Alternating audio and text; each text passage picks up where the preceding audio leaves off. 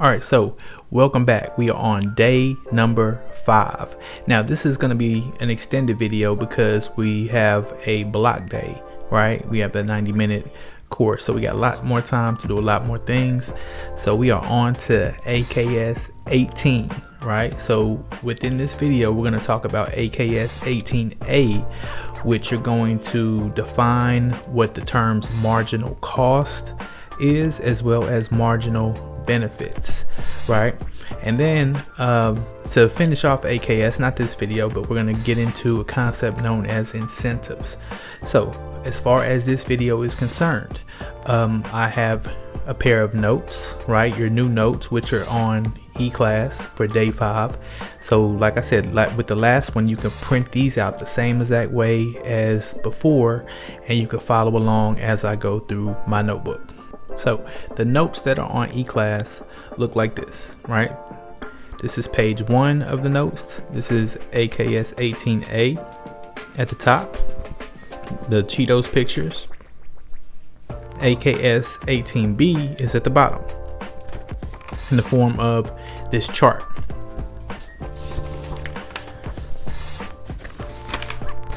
The following picture, we're not going to do this video, but these are the notes for 18C, which deal with incentives. Notice you have your trophies, you have a detention slip, and you have handcuffs, right?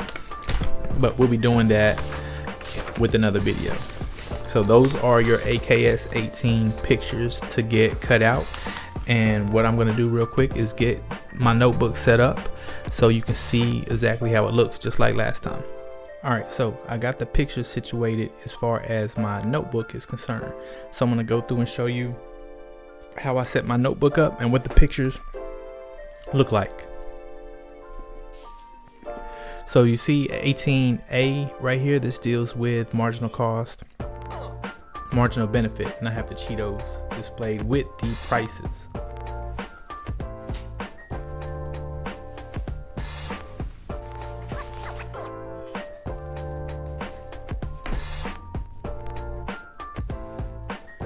The next page deals with AKS 18B, making rational decisions, right? And it comes with the chart. This is the picture with the chart that goes on the second page for 18B.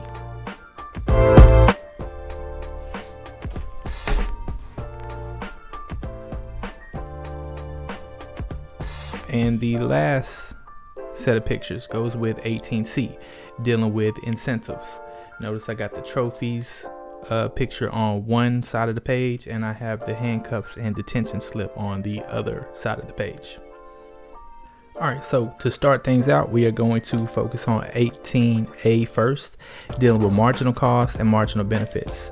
So the very first thing we need to write down, we need to know what the definition of the word marginal means. So I'm going to write marginal, and then I am going to write an equal sign. So marginal, the term marginal, very simple, right? Marginal means additional.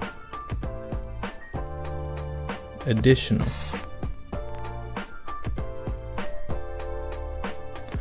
Or we can write extra. Marginal or extra, right? So the term marginal means additional or extra. Now, what you need to know about marginal cost and marginal benefit, basically it's self-explanatory. Let's go ahead and write the definition for marginal cost. So marginal cost,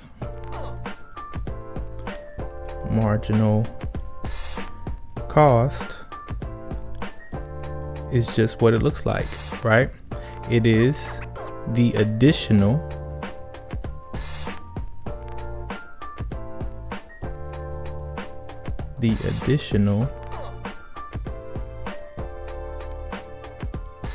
cost of the next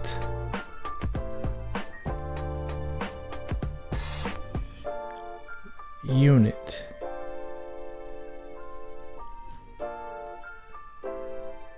or task.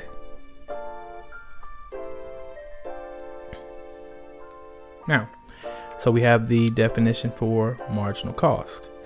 Now I am going to write down the definition of marginal benefit. So similar situation, I'm going to write marginal benefit,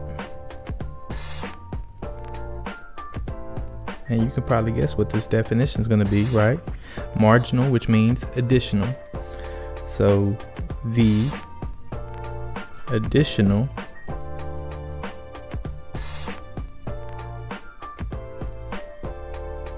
benefit of the next unit or task. Right? So right now we are pretty good. I'm going to put this in a little, you don't have to do this, but just because it's my notebook, I'm going to put this in like a little box here. This is my little definition box for marginal cost as well as marginal benefit, right? And then later on I can go back and I can write definition or whatever I want to write. All right, so we got the definitions. Now you might be asking yourself, what is it with these doggone flaming hot Cheetos? Why does this dude keep bringing up flaming hot Cheetos? Well, I do it for a couple of reasons. A, because they're kind of tasty, but B, y'all seem to like them. It's like the students go to in the snack machine. So let's start with this one. I'm gonna write first, right there above the first bag of Cheetos. All right, I'm gonna circle it first. So the first bag of Cheetos, we spend, how much do Cheetos cost? Flamin' Hot Cheetos are $1.25, right? So we take $1.25, we put it in the machine, we get Cheetos. If later on in the school day we get a taste for another bag of Cheetos, what does that price look like?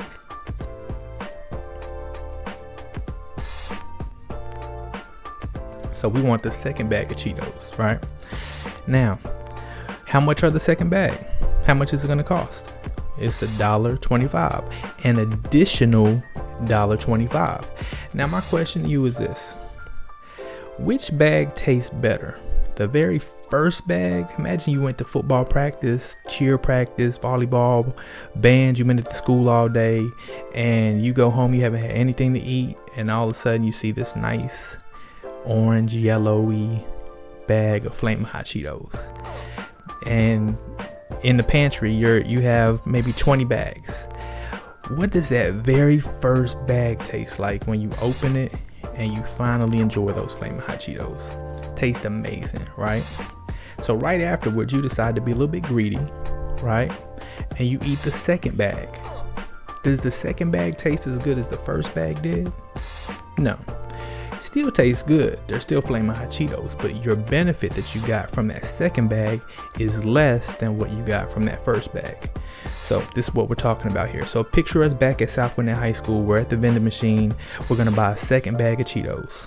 So the second bag cost $1.25. We put in $1.25. We get the second bag, but the second bag doesn't taste as good as the first, right?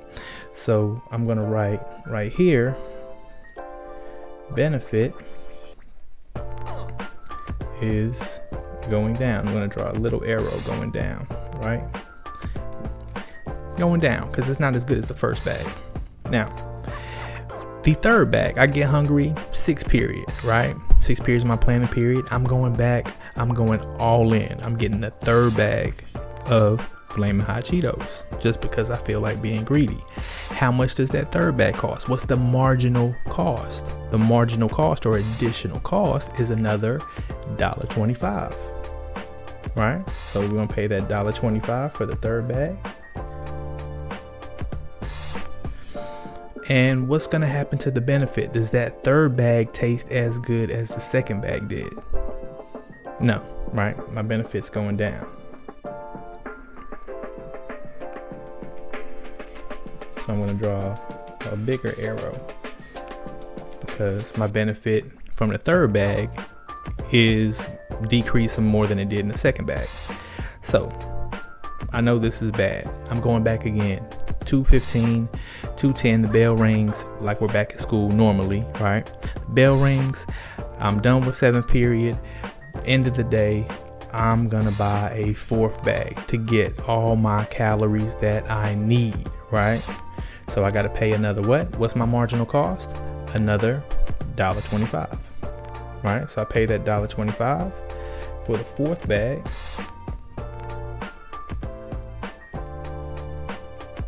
And what does my benefit look like? Does the 4th bag taste as good as the 3rd bag? Not at all, right? So my benefit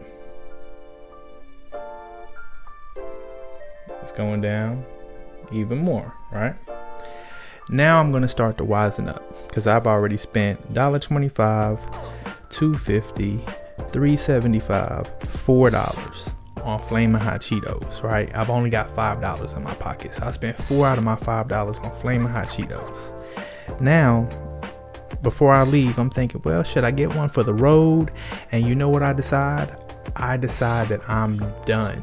I had enough Flamin' Hot Cheetos for the day, for the month really, but for the day especially. So let's think about it. Stop. What happened? Why did I decide to stop? There's a reason that I decided to stop. Because, and this is kind of what we're going to deal with when we talk about AKS 18B, my marginal cost, that $1.25, is now outweighing my marginal benefit, the benefit of that 5th bag of Cheetos. So I'm weighing my options, and to me, that extra $1.25 for the 5th bag of Flamin' Hot Cheetos is not worth the benefit from the 5th bag of Cheetos. So therefore, I stopped. I did not buy that 5th bag, because in my mind, I wasn't gonna make a rational decision, which leads me to this. Write this down. I'm gonna use another color here. Use red. Rational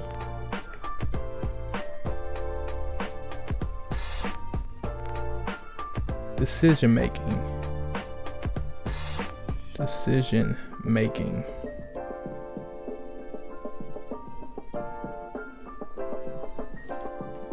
Let me put this up here so you can see it. Rational decision making. So to make a rational decision, I'm gonna use another color here. To make, and you should be writing this down. To make a rational decision, comma, your marginal benefits must equal or outweigh your marginal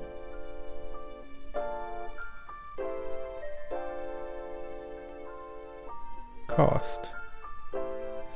And I'm going to circle a few things here. Let me use my purple for this, or underline rather. So to make a rational decision, comma, your marginal benefit must equal, I'm going to underline equal, must equal or outweigh. So it must be greater than or equal to your marginal cost. If that's the case, if your marginal cost equals your marginal benefit, you should buy whatever it is you're thinking about buying, or you should do whatever it is you're thinking about doing, right? Now, another example of marginal cost, marginal benefit. Suppose I'm feeling it. Get off of work, I'm energized, I'm ready to go, and I'm gonna sit down and I'm gonna work out on that bench press, right? Can't wait to get it in. I got to get right for the summertime, for next summer. Got to make sure my muscles are popping, the whole nine. So I got to get it. Are y'all with me? I hope so. So I sit down on that bench, right? Grab that bench. I'm on the bench, grab the bar. What do I have on the bar? I have about 225. That's 2 big plates on one side, 2 big plates on the other side, and I'm ready to go, right? Got the bar ready to go. What am I going to do? I'm going to take it off the bar, and then I'm going to get busy. Now, my goal before I start, in my mind, I want to do 225, 8 reps, 8 times, right? Let's go. Do it with me.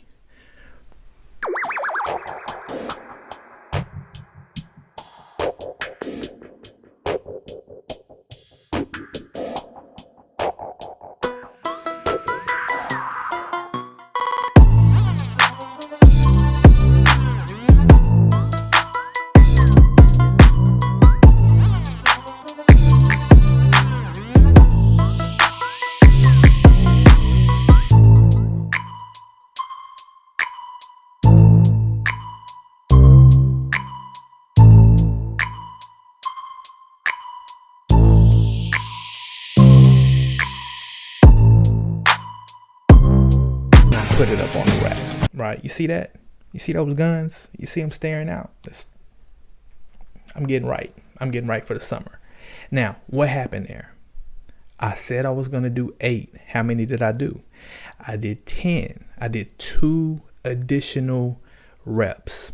So with that being said, what happened? What does that mean? So therefore, when I did 8, in my mind, I had to make a decision. I said I was going to do 8, but I'm thinking about another additional rep or an additional unit of a bench press, right? So what was in my thinking, why did I choose to do the 9th rep?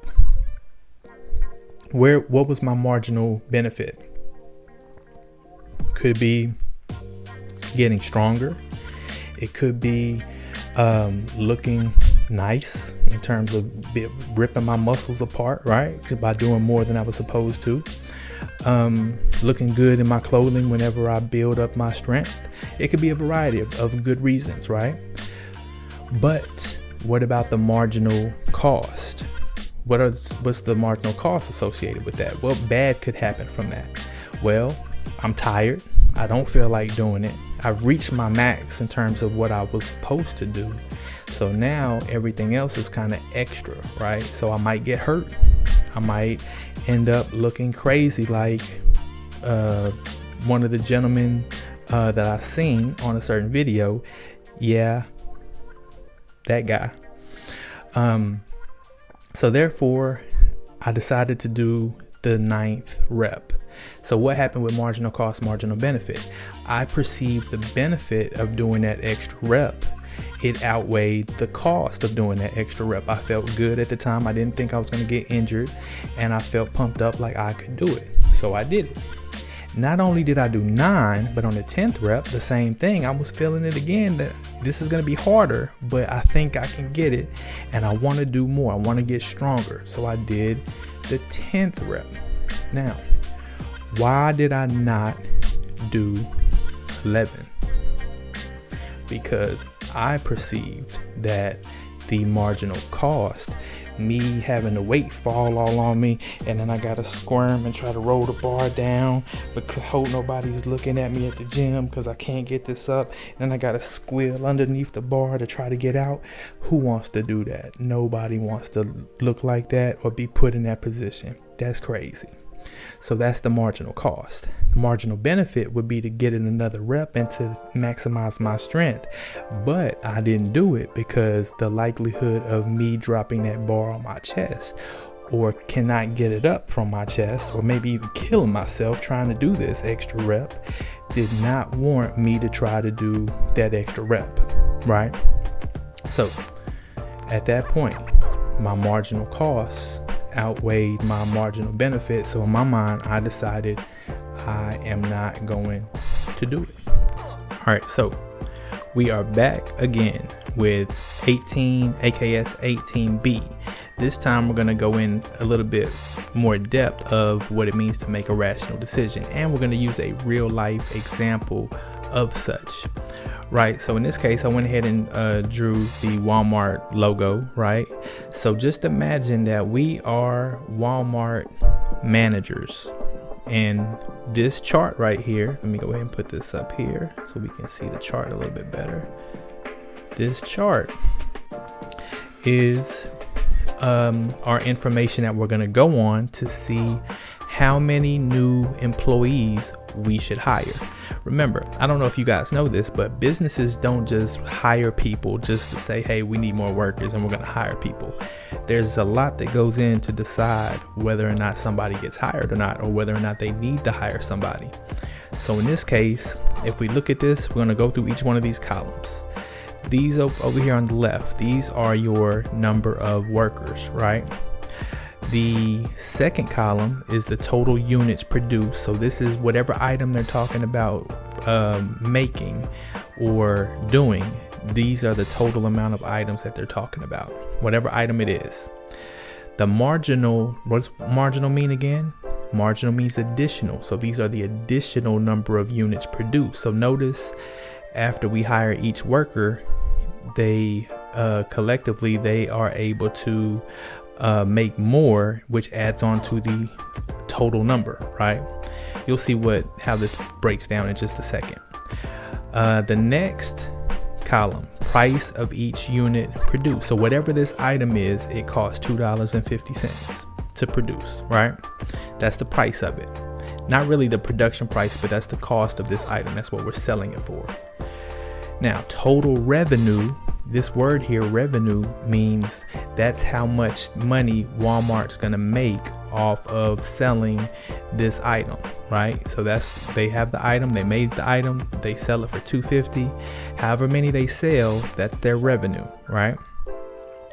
Now, marginal revenue. Marginal, once again, means additional revenue. So additional revenue generated by each additional worker. So as we hire workers, each worker is going to bring us revenue, right? Additional revenue. And the last column, marginal cost of hiring each additional worker. So marginal cost means additional cost. So how much it costs Walmart to actually hire each additional worker. So as you can see, each worker makes $10, right? They got to pay them $10. Now, let's go through this. When there's 0 workers hired, of course, nothing's being produced because we don't have any workers yet. So there is no marginal number of anything because we don't have any workers. Whatever we're selling still costs $2.50, but we don't have any workers. So there's not going to be any revenue, nor marginal revenue or marginal cost, right? Now, we hire one person. That one person that we hired can produce 6 of whatever this item is, right? So our marginal additional number, it was 0, right? Nothing when we didn't have any workers. So now it's 6 because this worker is able to produce 6, right? Which is 6 more than we used to be able to produce. The price is still $2.50 for this item. So the total revenue, once we sell these 6 items for $2.50, we multiply $2.50 times 6. That's how we got 15 here. So total revenue is $15. So this first worker we hired brought us $15. That was $15 more than we had initially when we didn't have any workers. And we paid this worker $10. So they brought us $15. We paid them $10. So right now the marginal benefit is actually greater than the marginal cost because we had to pay them $10, but they're making us $15. So we're still profiting from this worker, right? Now, let's look at the second worker. The second worker, the worker number 2 that we hire, they have the total units produced is now 11. So we went from making 6 of whatever this good is to now making 11. So that's an increase, a marginal number of units increased by 5. So this worker, with adding that worker, they were able to produce 5 of this item. So that added together with the other worker, that brings us to 11 total items that are produced, right? Now at $2.50, still $2.50 for whatever this item is. When we multiply the $2.50 with both workers in terms of what they're bringing us, the total revenue is going to be $27.50, right? Because the first worker brought us $15, but this new worker, 5 times 250, we're going to add that production together, and that's going to get us $27.50. Now, the marginal revenue that second worker brought in was $12.50. So once again, he's bringing Walmart $12.50. We're paying him $10 or her $10. So we're still making money from this worker working for us, right? So let's look at the third worker. Now there's an asterisk here, so that should clue you to something. We're going to hire the third worker. The total amount of units produced now with all 3 workers is going to be 15. So whatever the item is, we're making 15 items, which is 4 more. Remember, we were making 11 with the second worker. So when we added the third worker, we're making 4 more than we were making. Still $2.50 for the item. Whenever we multiply our units times the productivity with the workers, we get $37.50 for total revenue, right? Now, we are the third worker that we hired. They are bringing us $10 for hiring them. So their production is netting us, Walmart, $10. We are paying that worker $10. Now, my question to you is, should we hire the third worker? Look at your definition. You might have to flip back to the previous page. What's the definition of making a rational decision? I'm going to give you a second. So, should we hire that third worker? The answer is yes, we should hire. Why should we hire that third worker? Because remember, our definition for making rational decisions is to make a rational decision, your marginal benefits must equal or outweigh your marginal cost. So in this situation, our marginal cost is $10, but our marginal benefit is also $10. So they are equal to each other. So he or she is not bringing us any extra money in terms of revenue to Walmart once we factor in paying them. However, we're not losing any money, right? So therefore, we should hire that third worker. Now, if you look at the fourth worker, let's go ahead and scroll over here to the other side. We're paying the fourth worker $10 if we hire that fourth worker, but that fourth worker is only bringing us $7.50 worth of marginal revenue. So we're actually losing money because they're only bringing Walmart $7.50, but we have to pay them $10. So that just doesn't make sense. Our marginal cost at that point is starting to outweigh the marginal benefit. So therefore, we will not hire that fourth worker, which means we are going to hire 3 workers. All right, so we are back. This time we are going to go ahead and go through AKS 18C. It didn't take us as long as I thought to get through with AKS 18A and B, so we are going to wrap up all of AKS 18 today. So let's get to it. Now, 18C deals with incentives. So another definition is coming. We have to know what an incentive is. So let's go ahead and I'm going to grab my blue pen over here and I am going to get started on the definition. So an incentive, I'm going to write that down. Incentive, or incentives, plural. Incentives. And I'm going to give you a basic definition here. Incentives, let me change color for this. Incentives are the reason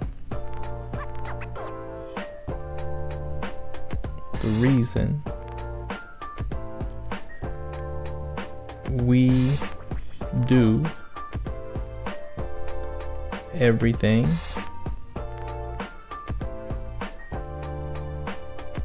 we do.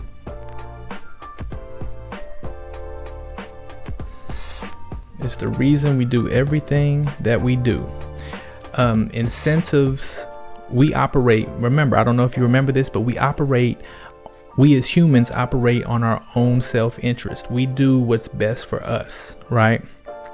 I don't know if you watch any of those police investigative ID channel episodes of, I think First 48 comes on that channel.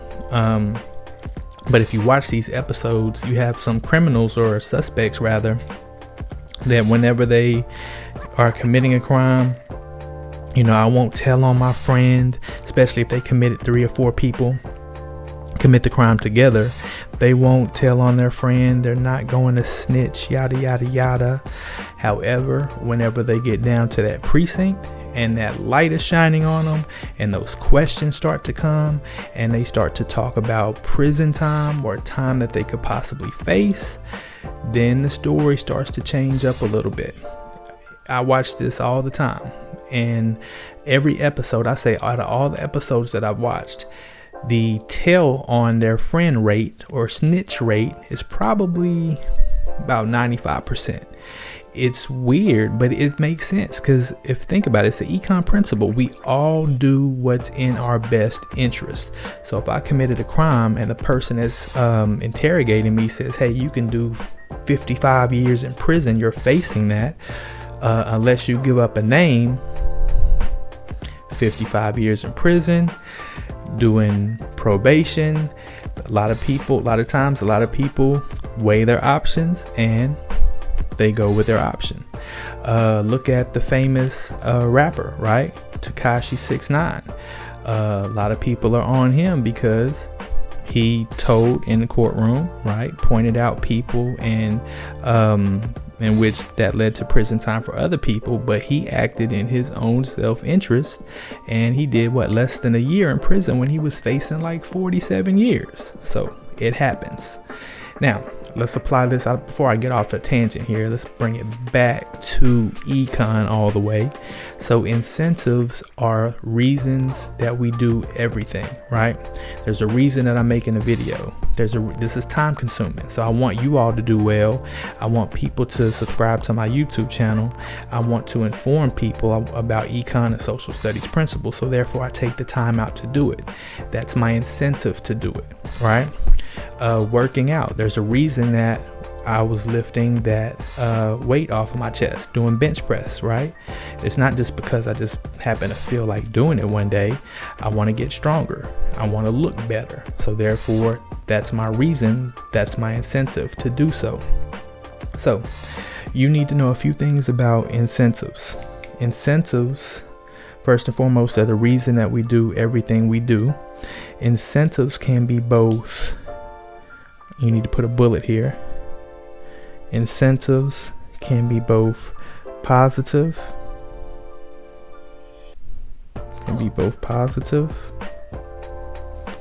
or they can be negative.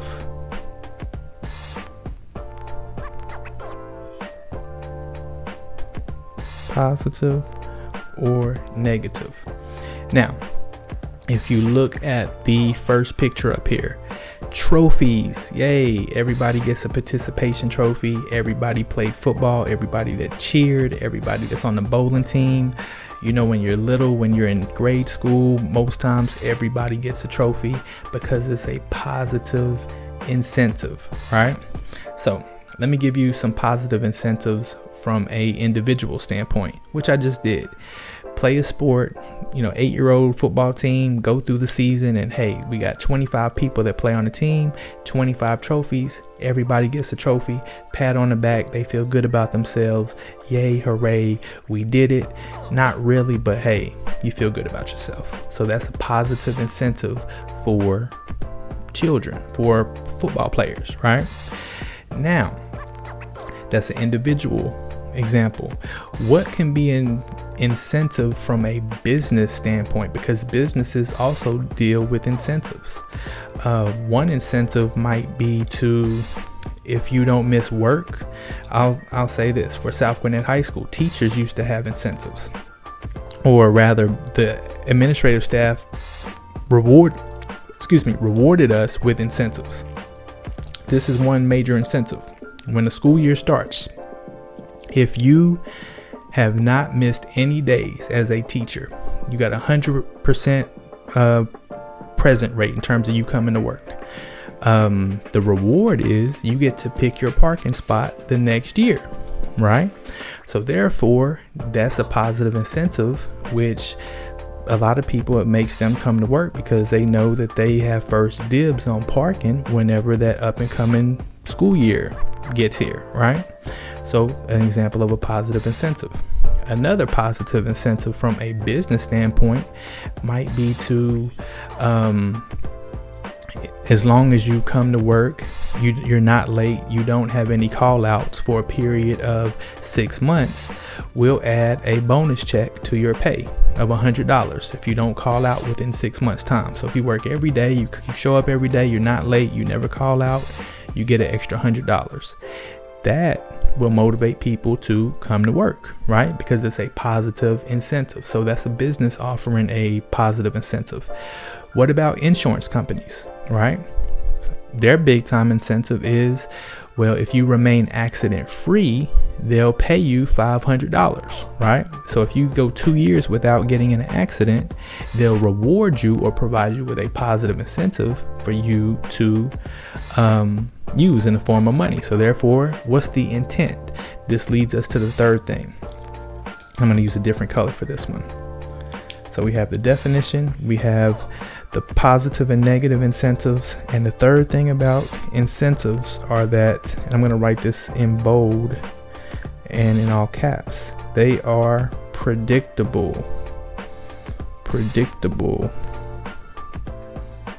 They are predictable. That means they are predictable. That means that you can predict the outcome. With the insurance example, if you remain accident free for 2 years, we will provide you, the insurance company will provide you money, a bonus check for you remaining accident free. What do you think the insurance intent is? What do they think, or what do they predict is going to happen? If they offer this incentive for their drivers, then hopefully their drivers will drive what? They will drive safely, right? To try to remain accident free. So they are predictable. I got one. Those of you who are coming to class physically, right? September 9th or August 26th, whenever it is that you report. Suppose I offer this to you. The first 2 students that walk through my door, I have $150 for you. What's my prediction? My prediction is I'm going to have 100 students outside my door fighting, wrestling, scratching to be one of 2 students to get through the door so they can get that $150, right?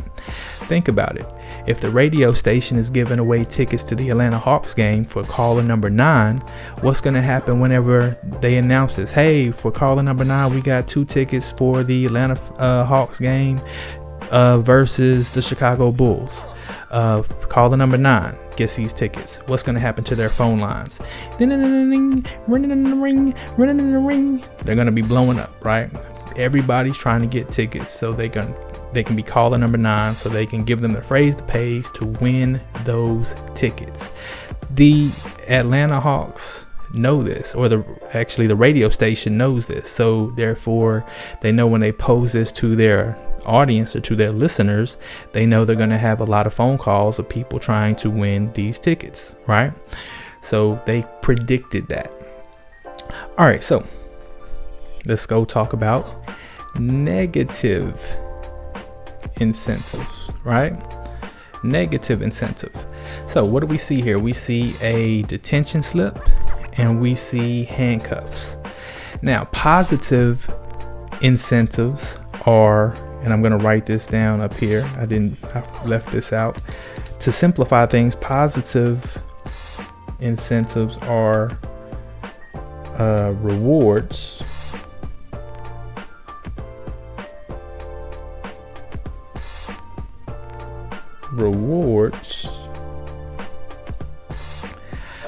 And negative incentives are what? What would you say they are? They're punishments, right? But once again, an incentive are reasons that we do the things that we do. So therefore, why would I not want to get in my car and drive backwards blindfolded down I-285 going 300 miles an hour? A, it probably wouldn't pan out well for me, but B, if I get pulled over, I'm definitely getting a ticket and I'm probably going to jail, right? So therefore, I'm not going to do it because I know what the punishment will be, and I'm going to write that down here.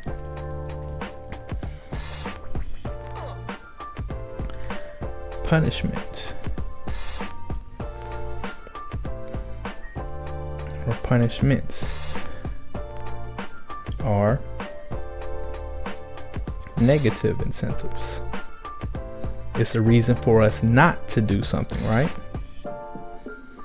Negative incentives.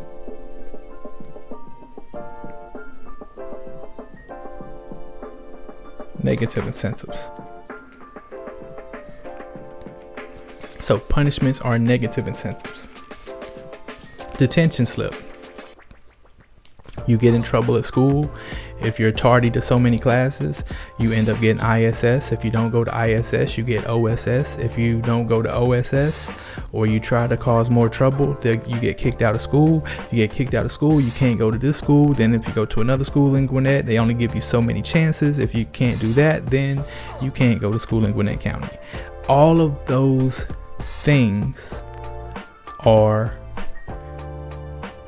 negative punishments, right?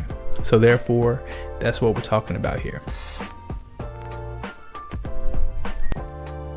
All right, so I hope this video really helped you in terms of a few things. In terms of 18A, where we talked about marginal cost, marginal benefits. 18B, where we decided how many workers should be hired, as well as how we make a rational decision, right? Remember, to make a rational decision, this is recapping. To make a rational decision, your marginal benefits have to equal or exceed your marginal cost. In order to do something that's good for you, you got to weigh your options. It's kind of like a cost benefit analysis, which means the same thing, right? So you have to decide the pros and the cons. That's what we're talking about here.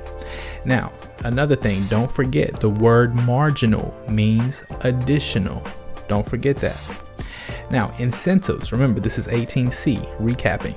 18C, incentives are the reason that we do everything we do, right? It's either a reason for us to do something or a reason for us not to do something. A reason for us to do something is a positive incentive.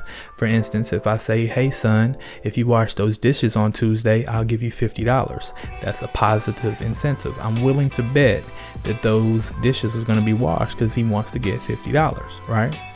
However, what if I said, hey son, if those dishes aren't washed on Tuesday, I'm going to take my right hand, put my right thumb next to my left ear, and I'm going to come across that face.